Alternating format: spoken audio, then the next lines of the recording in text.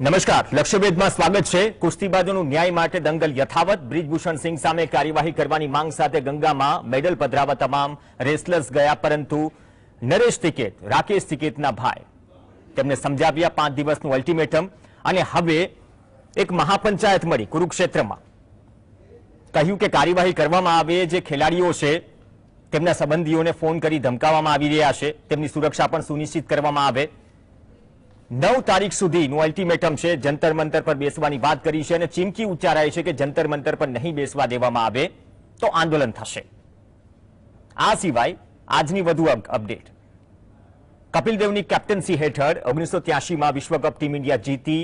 એક ટીમનું સંયુક્ત એક સ્ટેટમેન્ટ સમર્થન જાહેર કર્યું કુસ્તીબાજોની ફરિયાદોને લઈને, અને કહ્યું કે જે સ્થિતિ અમે દ્રશ્યોમાં જોઈ રહ્યા છીએ તે ખૂબ દુઃખી છે, નિરાકરણ લાવવું જોઈએ। ભાજપના 1 થી વધુ સાંસદ કુસ્તીબાજોના સમર્થનમાં છે। મેનકા ગાંધી વધુ એક નામ જોડાયું। આમ પણ વરુણ ગાંધી અને મેનકા ગાંધી ભલે ભાજપમાં છે, પરંતુ ભાજપમાં જ વિપક્ષની ભૂમિકામાં છે। તે પહેલા બ્રજેન્દ્રસિંહ અને પ્રીતમ મુંડે પણ સમર્થન આપી ચૂક્યા છે। સવાલ એ છે કે ભૂતકાળમાં લખીમપુર ખીરીમાં જે ઘટના બની, ગૃહ રાજ્યમંત્રીના દીકરા પર જે આક્ષેપો લાગ્યા હતા, ખેડૂતો કચડાયા, મોત થયો, પરંતુ પોતાની સ્થિતિ હિસાબથી, સહુલિયત હિસાબથી ગૃહ રાજ્યમંત્રીના પુત્ર હાજર થયા। આ કેસમાં સ્થિતિ કેમ આમ છે? આજે લાગ્યું કે બીજી વખત ડિબેટ કરી રહ્યા છે 1 વીકમાં, તો સત્તા પક્ષના પ્રવક્તાને પણ બોલાવીએ, વિપક્ષને પણ બોલાવીએ। પણ જ્યારે ભારતીય જનતા પાર્ટીને પ્રવક્તા માટે ઇન્વિટેશન આપવામાં આવ્યું, આ ડિબેટ માટે ઇન્વિટેશન આપવામાં આવ્યું, તો કહ્યું કે ઉપરથી ના છે આ પ્રકારના વિષયમાં બેસવા માટે। તો સવાલ એ પણ થાય કે લોકતંત્રમાં સત્તા પક્ષ વગર ડિબેટ કઈ રીતે થઈ શકે? જે પાર્ટી વિશ્વની સૌથી મોટી પાર્ટી હોવાનો દાવો કરે છે, જે પાર્ટી પાસે પ્રવક્તાઓની ફોજ છે, એ પાર્ટી પાસે આટલા ગંભીર વિષય પર મત મૂકવા જો ડિબેટમાં ન આવે તો એ લોકતંત્ર માટે ખૂબ જ દુઃખજનક। ચલો, ભાજપ કોંગ્રેસના પ્રવક્તા તો નથી, લાગ્યું કે કોંગ્રેસના પ્રવક્તા કે વિપક્ષના પ્રવક્તાને પછી આમંત્રણ આપવાનું ટાળ્યું, કેમ કે બેલેન્સ જાળવવું અથવા તો બંને તરફથી ડિબેટ થાય એ મારો હેતુ હોય છે। 2 પત્રકાર, વરિષ્ઠ પત્રકાર, વિશ્લેષક આપણી સાથે જોડાશે। श्रवण गर्ग साहब अपनी साथ जोड़ाशे और मयूर परीख पण टूंक समय में अपनी साथ जोड़ाशे। गर्ग साहब, आपका स्वागत है। गर्ग साहब, पहले थोड़ी पॉलिटिकल डिबेट करने वाले थे, लेकिन बीजेपी ने प्रवक्ता नहीं भेजा। लेकिन बात वो नहीं है, इतना गंभीर मुद्दा। आज 1983 की वर्ल्ड चैंपियन टीम है, जो प्रेरणा है इन सभी एथलीट्स के लिए, सभी स्पोर्ट्स के लिए, वो भी एक स्टेटमेंट देते, जो इन स्टेटमेंट के जो हो रहा है वो मतलब निंदनीय है। भाजपा के 3 सांसद बारी बारी अपना समर्थन करते हैं, लेकिन क्या अब ये स्थिति पहले वाली हो गई है? खाप पंचायत मिली, महापंचायत मिली, जो किसान आंदोलन के वक्त हुआ, वही चीजें हो रही है जो लखीमपुर खीरी में हो रही थी। पहले प्रोटेक्शन के मूड में है, लेकिन अभी तक कार्यवाही, क्या मजबूरी? उसी वक्त भी मैंने सवाल पूछा था, लेकिन क्या अभी मजबूरी गले की हड्डी बन चुकी है भाजपा के लिए इस केस में? देखिए, गले की हड्डी भी बन गई है और गले में सांस भी रुक रही है। दोनों चीजें हो रही है प्रवीण भाई। आपने भाजपा के प्रवक्ता को बुलाया और वो नहीं आए। आप बोल रहे हैं कि डिबेट में दोनों पक्षों का होना जरूरी है। भाजपा को चिंता नहीं है कि दूसरा पक्ष की जरूरत भी है कि नहीं है। नई संसद का उद्घाटन हुआ रविवार को, आपने देखा कि 260 सांसद, 260 लोकसभा और राज्यसभा में गैर हाजिर थे। उसके बाद भी आपने देखा कि प्रधानमंत्री के चेहरे पर कोई शिकन नहीं थी। उन्होंने अपने अच्छे से भाषण दिया, और जैसे वेटिकन में पोप चलते हैं क्रॉस लेके, वैसे वो राजदंड लेके चल रहे थे। भारतीय जनता पार्टी को पक्ष फर्क नहीं पड़ता है प्रवीण भाई कि देश में विपक्ष है कि नहीं है और देश में बोलने वाले हैं कि नहीं है। भारतीय जनता पार्टी को विपक्ष की जरूरत ही नहीं है। राहुल गांधी ने बोलना शुरू किया तो उनको क्या सजा मिली, सारी दुनिया ने देखा। आप ये मानकर चलिए कि जो गोपीनाथ मुंडे की लड़की है जिसने विद्रोह किया, रेसलर्स के साथ खड़ी हुई, मेनका गांधी, वरुण गांधी, ये भारतीय जनता पार्टी में विद्रोह की शुरुआत है।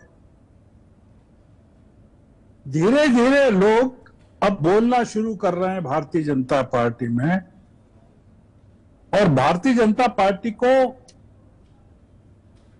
एक तरह की बड़ी बगावत का सामना करना पड़ सकता है। आपने अजय मिश्रा टेनी का भी कहा, आपको मैं कितने उदाहरण दूं। आपने कहा कि ये रेसलर्स का मामला है, आपने खाप पंचायत की भी बात की। प्रवीण भाई, ये रेसलर्स का मामला नहीं है। ये मामला यह है कि भारतीय जनता पार्टी को अपने तमाम ऐसे लोगों को बचाना है जो अपराधी हैं। भारतीय जनता पार्टी का काम ऐसे लोगों के बिना चल नहीं सकता। बिल्किस बानो मामले में किन को बचाया, आप जरा बताएं। आप तो गुजरात में बैठे हैं। घाट लोधिया मामले में किसको बचाया? नरोडिया पाटा मामले में किसको बचाया? यस। गुलबर्ग कॉलोनी के मामले में किसको बचाया? फर्जी एनकाउंटरों में किसको बचाया? उत्तर प्रदेश में हाथरस मामले में किसको बचाया? जम्मू में कठुआ मामले में किसको बचाया? गोमांस को लेकर जितने लोगों पर हमले हुए, मॉब लिंचिंग हुई, मारा गया,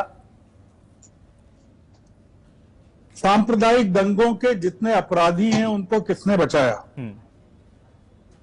यह मामला रेसलर्स का नहीं है। यह मामला यह है कि यह सरकार किसके साथ खड़ी होना चाहती है। यह सरकार पीड़ितों के साथ खड़ी होना चाहती है कि अपराधियों के साथ खड़ी होना चाहती है। लेकिन सर वही ना, वही बात अगली डिबेट में भी हमने बोला था। लेकिन अगर ये मामला जिस तरह से आगे बढ़ रहा है, एक परंपरा रही है, यूएसपी रही है कि अगर कोई भी नेता पर आरोप लगता है तो पहले प्रोटेक्ट किया जाए। प्रोटेक्ट इन द सेंस के अभी देखते हैं कि बाद में क्या होता है। अजय मिश्रा टेनी के साथ तो वो नहीं हुआ, लेकिन क्या ये मामला, मैंने किसान आंदोलन का इसलिए जिक्र किया क्योंकि इसमें आज तो किसान भी आ गए, बाकी प्लेयर्स भी आ गए, तो ये मामला और बड़ा होता दिख रहा है। हम वाकई सवाल कर सकते हैं मेन स्ट्रीम मीडिया के लिए भी या फिर सभी एजेंसियों के लिए भी, कितना तूल दिया गया या फिर कितना महत्व दिया गया फुटेजेस के बारे में। जिस दिन संसद का लोकार्पण हुआ, नई संसद की भेंट मिली देश को, लेकिन क्या यह मामला जो था वही तो गंभीर मामला है, लेकिन आने वाले वक्त में और बड़ा होगा। यह मामला आने वाले वक्त में और गंभीर होगा प्रवीण भाई। मुझे थोड़ा सा डर लगता है कि यह सरकार चाहती है कि, क्या यह सरकार चाहती है कि यह मामला गंभीर हो जाए और सरकार को कुछ ऐसी कार्रवाई करने का मौका मिल सके जिससे कि कोई इस तरह की घटना देश में हो जाए जिसे वो सरकार चाहती है और जिसके बारे में हमको पता नहीं है। क्योंकि ऐसा नहीं हो सकता। आप सोचिए कि जो एफआईआर दाखिल हुई है ये जो पूरे रेसलर्स के मामले में, उसमें लिखा है कि 17/8/21 को 2021 को विनेश फोगाट ने पीएम को बताया था कि ये इस तरह की घटनाएं खिलाड़ियों के साथ हो रही है, और पीएम ने कहा था कि खेल मंत्रालय बहुत जल्दी इस मामले में कोई कार्रवाई करेगा और उनको पता चलेगा। ये 2 साल पहले पीएम चाहते तो कर सकते थे। ये मामला ये है प्रवीण भाई कि उत्तर प्रदेश अब सरकार के हाथ से, भाजपा के हाथ से खिसक सकता है, और भाजपा को डर है ब्रजभूषण शरण नाम का एक आदमी क्या इतना पावरफुल हो गया है कि सरकार उसके खिलाफ कार्रवाई करने से डर रही है। वो पूरी सरकार को चुनौती दे रहा है नहीं।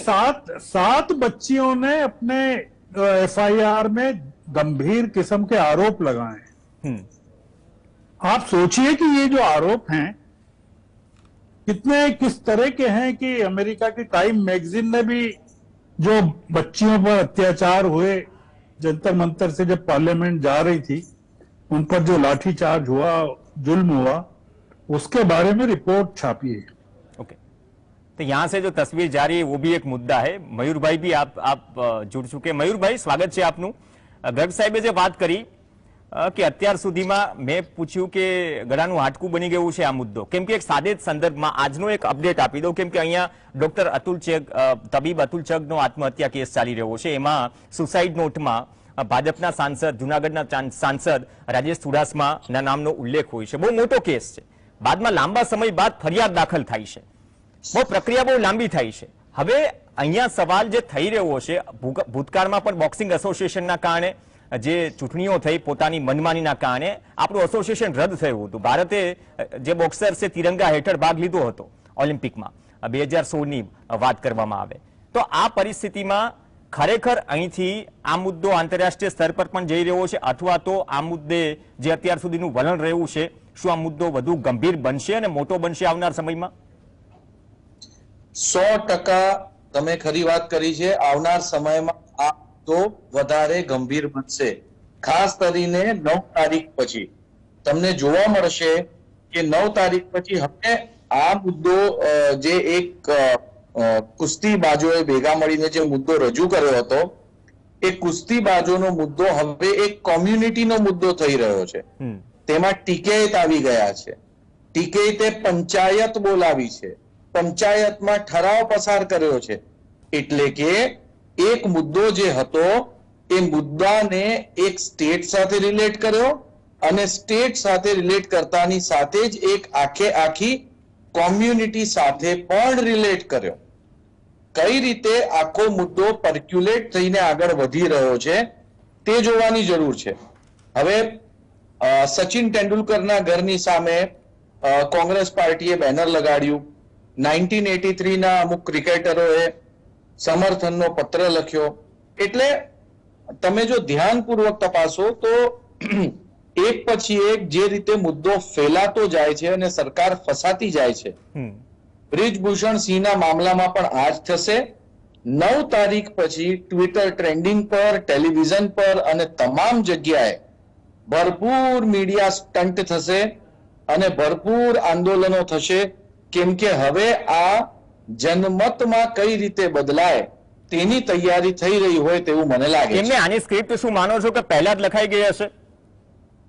સોરી, તમે કહ્યું કે જે રીતે ટિકેતે અથવા મહાપંચાયત કે ખાપે જે રીતે કમ્યુનિટી સાથે, એક સ્ટેટ સાથે આ મુદ્દો જોડ્યો, કેમ કે કિસાન આંદોલનથી લઈને ઘણા બધા આંદોલન છે આપણે જોયા હશે, તો આ જે સ્ક્રિપ્ટ લખાઈ રહી છે અત્યારે, એક તો ગંભીર મુદ્દો છે, આમાં ન્યાય તો મળવો જોઈએ, કોણ સાચું કોણ ખોટું એ પ્રૂવ થવું જોઈએ, ગંભીર આક્ષેપ છે। પણ જ્યાં સુધી રાજકીય પાસાઓને લાગે વળગે છે ત્યાં સુધી આ script according to the ruling party કે પછી આમાંથી કોઈ ફાયદો કે નુકસાન થશે? કેમ કે સત્તા પક્ષ પણ ઈચ્છે છે કે આમાં છબી કેટલી ખરડાશે, અથવા તો આ આંદોલન કે આ સ્થિતિનો ઉપયોગ આવનાર સમયમાં કઈ રીતે થશે? જો એક વાત સમજી લ્યો કે આ મુદ્દો જેમ જેમ ગંભીર બનતો જશે, અનેક ચૂંટણી નજીક આવતી જશે, એમ બ્રિજભૂષણ સિંહને શિલ્ડ કરવા સત્તા પક્ષ માટે અઘરા બનશે। એક વાત તમે સમજી લ્યો કે હવે કાયદેસર રીતે જોઈએ તો કાયદેસર રીતે તેમની વિરુદ્ધમાં કેસ રજીસ્ટર થઈ ગયો છે। આરોપ છે કે તપાસ મંથર ગતિએ ચાલુ છે। આ વાત નંબર 1। જ્યાં સુધી એડમિનિસ્ટ્રેશન લેવલ પર પ્રશ્ન હોય ત્યાં સુધી કોઈ પાર્ટી કે કોઈ યેન કેન પ્રકારે માણસ બચી શકે છે। જ્યારે તે જન સમર્થનનો મુદ્દો બને છે ત્યારે અનેક પાર્ટી અફેક્ટેડ પાર્ટી બને છે। કેટલાય ધારાસભ્યો, સાંસદ સભ્યો જેના મત વિસ્તારના લોકો અફેક્ટેડ થયા હશે તેઓ પોતાની રાવ મૂકશે અને જેમ જેમ આ આંદોલન જન આંદોલનનું સ્વરૂપ પકડશે તેમ સરકારે તેને બચાવવા માટે વધારે પ્રકારના પર્યાય નહીં હોય। તમે યુપીમાં પણ જોયું તો છેલ્લે જેલમાં નાખવો પડ્યો, ઉત્તરાખંડમાં, સોરી, એટલે આ પ્રકારે મારું એવું માનવું છે કે બ્રિજભૂષણસિંહ માટે આવનાર સમય અઘરો બનશે, કાયદેસર રીતે પેચીદો બનશે અને તેમણે પોતાનું જે ડિફેન્સ છે એ ઘણું સજ્જડ રીતે રજૂ કરવું પડશે. જ્યાં સુધી તેની વિરુદ્ધમાં જે મામલા નોંધાયા છે તે વાત છે, તો એ તમામ મામલાઓ અનડાઉટેડલી અમુક નોન બેલેબલમાં આવે છે, અમુક બેલેબલમાં આવે છે, પરંતુ જ્યુડિશિયલ ઇન્ક્વાયરી જે છે એ ક્યાંય ઇનિશિયેટ થતી હોય તેવું ખાસ દેખાતું નથી અને લીગલ ઇન્ક્વાયરી પણ કંઈ બહુ આગળ વધી હોય તેવું લાગતું નથી.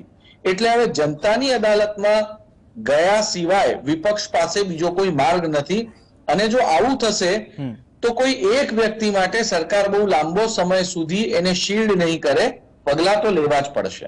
ओके, अब गर्ग साहब, चोइस दूर की कोड़ी नहीं है, चलिए हम ये समझ के चलते हैं, लेकिन एक वक्त जब किसान आंदोलन तीनों बिल वापस लिए गए, सॉरी वो तो अमेंडमेंट बन चुके थे, लेकिन एमएसपी गारंटी को लेकर काफी कुछ चीजें हैं जो अभी आधी अधूरी है.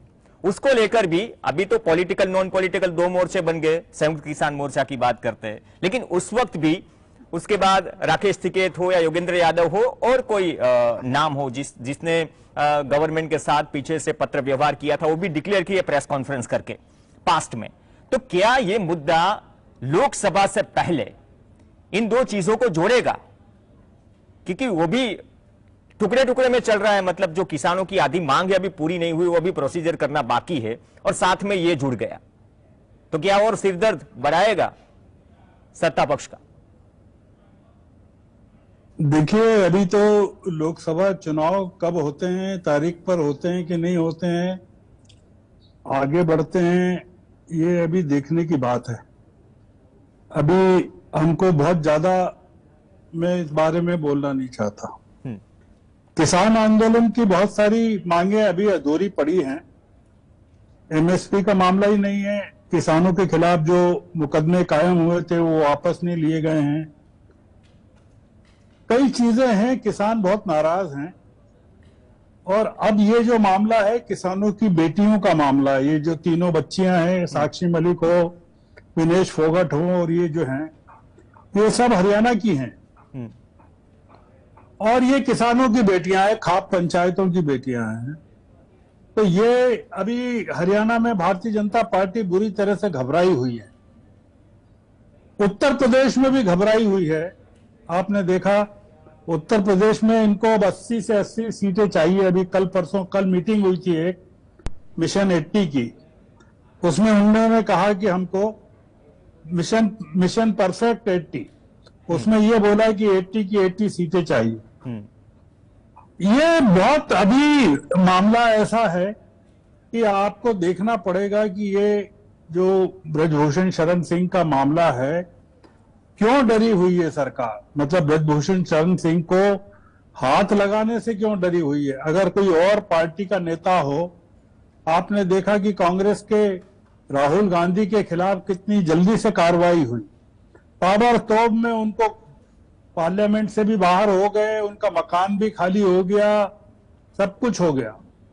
और ये आदमी जो एक इतना अपराधी है जिसके बारे में कहा जा रहा है, आरोप लगाए जा रहे हैं, और इंडियन एक्सप्रेस ने आज इतनी बड़ी खबर छापी है और सरकार चिंता नहीं कर रही है, तो कोई बड़ा कारण होना चाहिए प्रवीण भाई.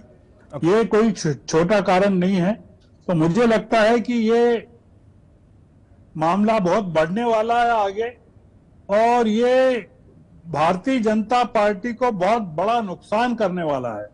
ये प्रधानमंत्री चाहे जो कर रहे हों, ये अपनी पार्टी को पूरी तरह से खत्म करने की योजना कर रहे हैं. ओके, कितना नुकसान करेगा? और या फिर वो विश्वास भी मयूर भाई दिलाना पड़ेगा ना कि जो इतने संगीन आरोप है, तो मतलब हर बार जो दावा करते हैं, दावा के सामने ये जो हम दृश्य देख रहे हैं काफी दिनों से, वो गवाही देते हैं कि सही में क्या हो रहा है. एक ही मिनट सर, लास्ट रिएक्शन મયુરભાઈ. જી, આ જે આરોપો જે અત્યારે જે રીતે લાગી રહ્યા છે અને જે રીતે મામલો આગળ વધી રહ્યો છે, સ્વાભાવિક છે કે જનતાની અદાલતમાં છે, ભાજપને સીધું સ્પષ્ટ નુકસાન અને બીજી તરફ કોંગ્રેસને ફાયદો. એકદમ સીધી વાત છે. આખરે આ ખેલાડીઓ રમતના મેદાનમાંથી આવીને રાજનૈતિક પ્યાદા બની ગયા છે. આ વાત પાકી. અનેક ખેલાડીઓ જે આમાં સામેલ છે તેમાંથી ઘણા ખેલાડીઓએ હવે પોતાના કરિયર જે છે એનાથી હાથ ધોઈ નાખવો પડશે. ઇમોશનલ ફોટોગ્રાફ, ઇમોશનલ વિડીયો ભલે વોટ્સએપ પર ગમે તેટલા આવતા હોય, પરંતુ નેતાઓના હાથમાં કઠપૂતળી બની ગયા પછી એની કિંમત શું હોય છે તે ખેલાડીઓએ ચૂકવવી પડશે અને ભારતીય જનતા પાર્ટીએ મતો ગુમાવવા પડશે. ઓકે, ચલો, ઘણા બધા મુદ્દા છે, પણ આ મુદ્દો એટલો ગંભીર છે, તેના ઉપર ગંભીરતાથી વાત કે ગંભીરતાથી કાર્યવાહી થાય એ ઘણા બધા લોકો, તમામ લોકો ઈચ્છી રહ્યા છે, પણ અનફોર્ચ્યુનેટલી મંથર ગતિએ કામગીરી થઈ રહી છે. ધન્યવાદ આ બંને મહેમાન જોડાયા ચર્ચામાં, અને થોડું દુઃખ થયું કે વિશ્વની સૌથી મોટી પાર્ટીનો દાવો બીજેપી કરે છે, પરંતુ આજે પ્રવક્તા ન આવ્યા. કદાચ લોકશાહીમાં સત્તા પક્ષના પ્રવક્તા વગર ડિબેટ થાય એ થોડું દુઃખ લાગે. ધન્યવાદ ગર્ગ સાહેબ, પરીખ સાહેબ. આ સાથે લક્ષ્યવેદમાં હાલ બસ આટલું જ. નમસ્કાર.